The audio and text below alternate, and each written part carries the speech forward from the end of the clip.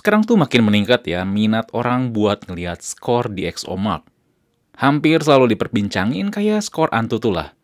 Tapi sebenarnya nggak semua ponsel punya skor di XOMark. Dan kalau ada ponsel yang nggak ada skor di XOMark, apa berarti ponsel itu punya kamera yang jelek?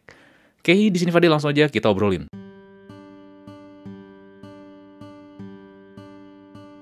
Pertama tentunya adalah masalah apa itu di XOMark. Takutnya ada yang belum tahu ya.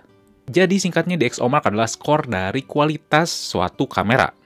Udah itu aja. Nah, skornya itu diuji dan dipegang sama DxO di DxO Labs. Perusahaan itu berbasis di Prancis ya. Mereka nggak cuma nguji kualitas kamera ponsel, mereka juga nguji kamera sampai lensanya.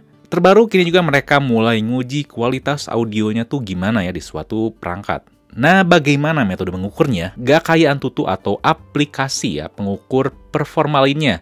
Yang pastilah berbasis sebuah berbagai tes yang udah diprogram di dalam sebuah software. Tentunya terus dikembangin ya sama si developer versi 7, 6, 8, 10, dan sekian lah. Kalau kamera pasti beda ceritanya, nggak mungkin diuji oleh sebuah aplikasi kayak Antutu. Karena ya kamera tuh kayak mata. Jadi di DxOMark tuh sangat melibatkan manusia dalam pengetesannya. Yang pasti juga itu harus ahlinya. Ngelibatin engineer, teknisi, dan lainnya. Mereka juga punya lab tersendiri ya. Selain melibatkan teknisan bagaimana prosedur dan sebagainya, mereka juga pasti melibatkan pendekatan sains juga. Dan untuk menguji kemampuan si kameranya ini, tentunya banyak melibatkan skenario berbeda dan alat-alat yang berbeda. Nah, lalu saya pengen tekenin di sini adalah, emang ponsel yang nggak punya skor di DxOMark itu jelek? Kalau kalian berkunjung ke situs DxOMark dan langsung meluncur ke bagian mobile, pasti ada yang janggal. Kalau misalkan kita lihat seri Samsung lah, ada seri Samsung S20 Ultra dan ada S20 Plus. Lalu kalau misalkan kalian cari, kok nggak ada si S20 yang reguler ya? Apa berarti kamera Samsung S20 itu jelek atau ponsel yang lain nggak ada terdaftar tuh jelek?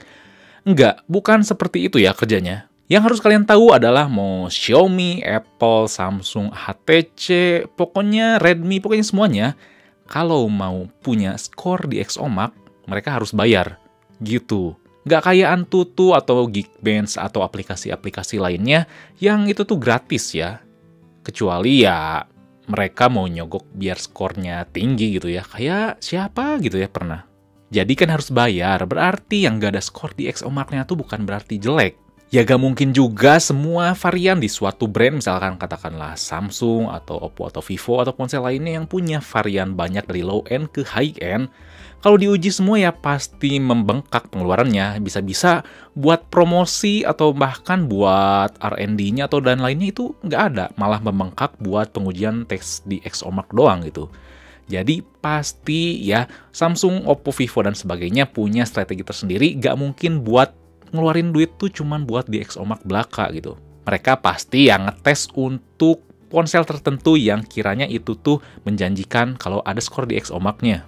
Ya rata-rata yang ada skor di DxOMark-nya tuh ya ponsel flagship, kalau enggak ponsel mid-end yang laku. Katakanlah ada Redmi Note 8 Pro, ada Samsung Galaxy A51 yang menjadi salah dua ponsel yang terlaku di tahun sebelumnya, 2019 ya. Jadi mereka uji. Sebenarnya nggak afdol kalau misalkan kalian cuman lihat skor akhir dari DxOMark. Kalian harus lihat rinciannya. Supaya sesuai dengan kebutuhan kita. Karena nanti kita bisa lihat skor buat malamnya gimana, bokehnya gimana, fokusnya gimana, terus video stabilnya juga gimana, dan lain-lain. Pasti beda di setiap ponsel. Karena bakal berabe kalau misalkan kalian cuma lihat skor akhirnya doang. Misalkan ada ponsel yang kalian suka dan punya skor sama, nah kalian mau pilih yang mana? Pasti itu tuh disesuaikan dengan kebutuhan kalian. Kalian lihat rinciannya, oh ini saya lebih suka foto malam, jadi mana skor foto malamnya yang bagus. Oh saya lebih suka foto yang bokehnya bagus. Terus lihatlah bokehnya gimana skornya. Jadi harus dirinci dan dilihat gitu. Nah terakhir, gimana cara kita nilai kamera kalau kualitasnya tuh nggak dites sama di DxOMark? Ada dua cara. Yang pasti yang pertama nonton review. Mau di YouTube atau baca review di situs, di artikel dan sebagainya. Yang kedua, kalau nggak ada reviewnya, kalian cari tahu sendiri. Sensor kamera ponsel itu apa? Terus prosesnya juga gimana? Karena ngaruh ke image processing dan si ponsel tersebut tuh berfokus kemana. Kadang-kadang ada dua ponsel dengan merek yang sama, dua-duanya misalkan pakai Snapdragon 865. Dua-duanya juga ternyata pakai sensor kamera yang sama. Tapi ternyata yang satu ponsel gaming dan satu lagi bukan. Pasti ponsel gaming di downgrade lah kalau misalkan si ponsel gaming sama kayak si ponsel reguler atau misalkan kelas lainnya. Bisa-bisa yang laku yang ponsel gaming dan orang yang nggak beli si ponsel yang reguler ini yang biasa gitu. Karena kan padahal beda pasar walaupun sama mereknya. Nah, pasti dari karakteristik itu tuh ketahuan gitu, apakah misalkan si prosesor dan softwarenya akan lebih ditujukan ke performa atau akan lebih ditujukan kepada kamera, pasti bisa ditebak. So, kesimpulannya sekali lagi, kalau misalkan ada ponsel yang nggak ada skor di Xomax, berarti ponselnya belum tentu jelek. Dan kalau misalkan kalian pengen jadiin di Xomax tuh jadi patokan, boleh. Tapi jangan selalu terpaku juga sih, kan takutnya kayak tadi nggak ada skor di Xomax-nya.